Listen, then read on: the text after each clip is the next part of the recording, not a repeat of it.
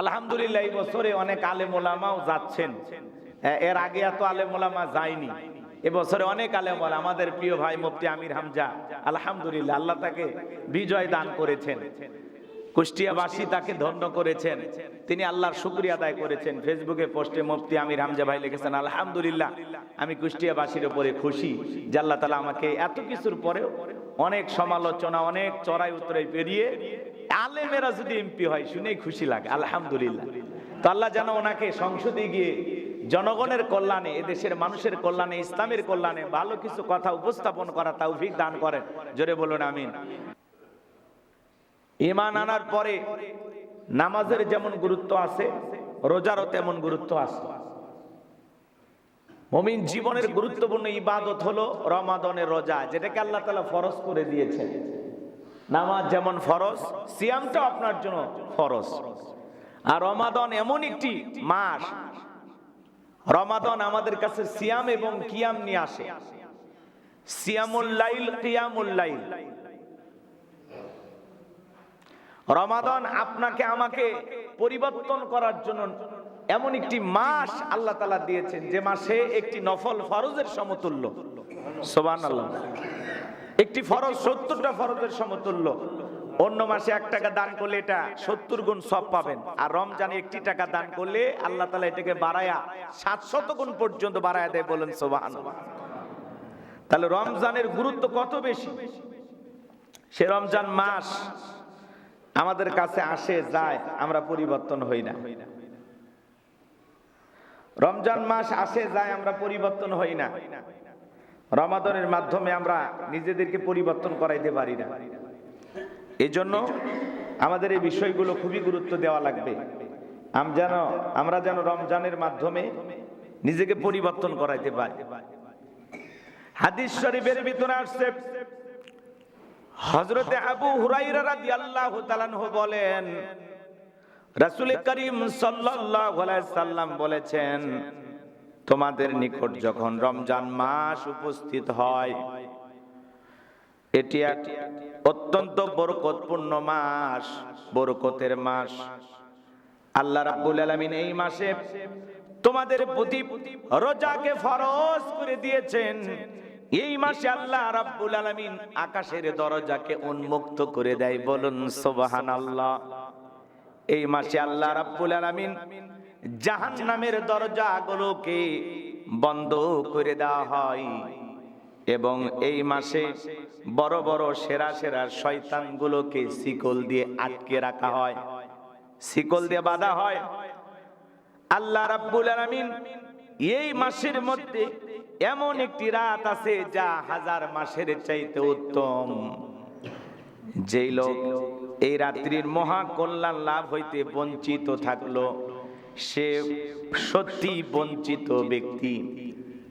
হাদিস শরীফের ভিতরে এই কথাগুলো বলা হয়েছে, গভীর মনোযোগ দিয়ে কথাগুলো শুনবেন। রমজান মাসে বড় বড় শয়তানগুলোকে আল্লাহ রাব্বুল আলামিন শিকল দিয়ে বেঁধে রাখেন।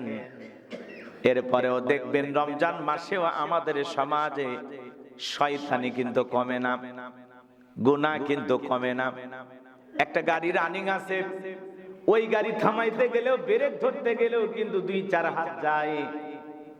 একটা ঘড়ি ব্যাটারি নষ্ট হয়ে যাচ্ছে, তাও কিন্তু কাঁটা 2-1 বার নড়াচড়া করে।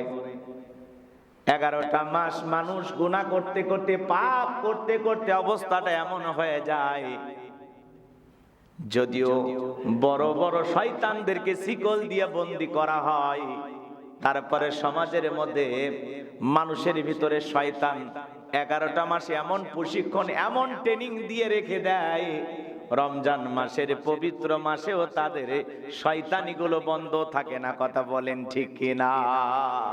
এই জন্য অনেকে বলে, হুজুর রমজান মাসে শয়তানকে বন্দী করা হয়েছে, এরপরেও কেন খুন হয়, এরপরেও কেন ধর্ষণ হয়, এরপরেও কেন সমাজে এত অন্যায় অবিচার হয়, রমজান মাসেও কেন মানুষ সুদ খায়, মিথ্যা কথা বলে, এত গুনাহের কাজ কেন মানুষ রমজান মাসেও করে?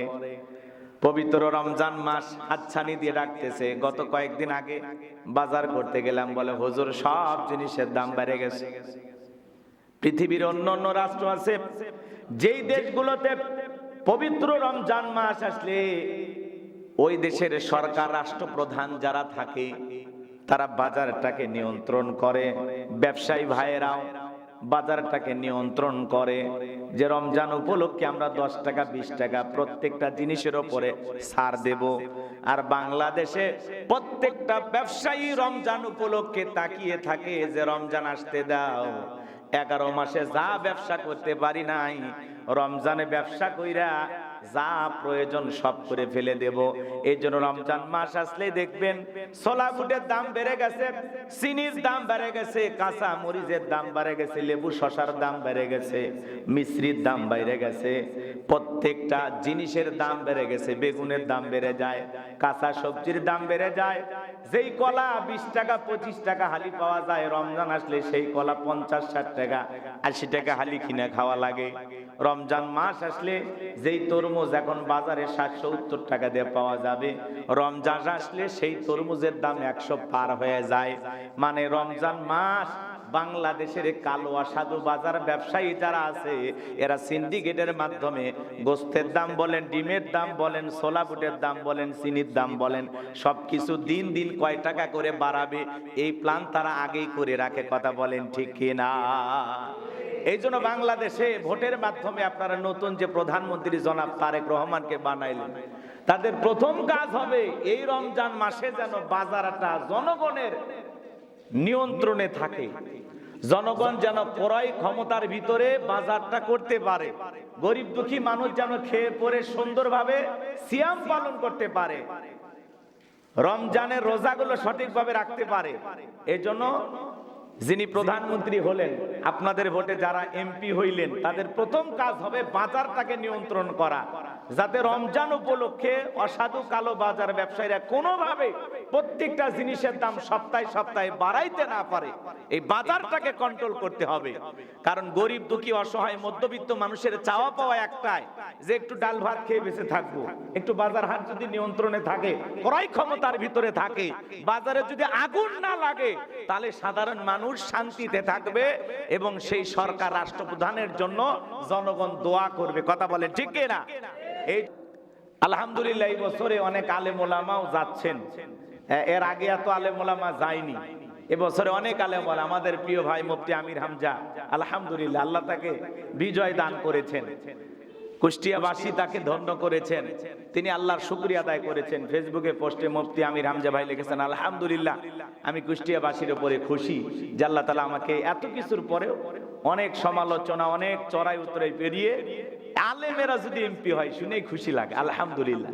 তো আল্লাহ যেন ওনাকে সংসদে গিয়ে জনগণের কল্যাণে, এদেশের মানুষের কল্যাণে, ইসলামের কল্যাণে ভালো কিছু কথা উপস্থাপন করা তৌফিক দান করেন। জোরে বলুন আমিন। আমাদের রংপুরের অধ্যাপক নুরুল আমিন ভাই, উনি একজন ভালো আলেম, উনিও আলহামদুলিল্লাহ নির্বাচিত হয়েছেন। আলহামদুলিল্লাহ। অনেক মানুষ, হাত পাকারও এক ভাই আলহামদুলিল্লাহ এমপি হয়েছে। তবে যিনি